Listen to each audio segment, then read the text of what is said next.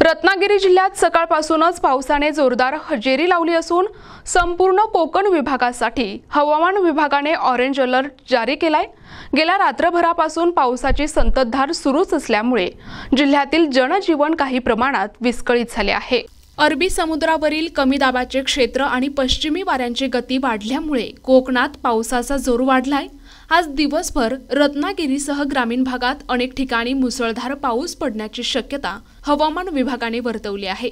हा पाऊस येत्या वीकेंडपर्यंत सुरूच राहण्याचा अंदाज आहे। सततच्या पावसामुळे समुद्र देखील खवळला असून उंच लाटा उसळत आहेत, त्यामुळे मच्छीमारांना समुद्रात न जाण्याचा इशारा देण्यात आलाय। प्रशासनाने संभाव्य परिस्थिती लक्षात घेऊन आपत्कालीन यंत्रणा सज्ज ठेवली आहे। NTV news Marathi, Ratnagiri.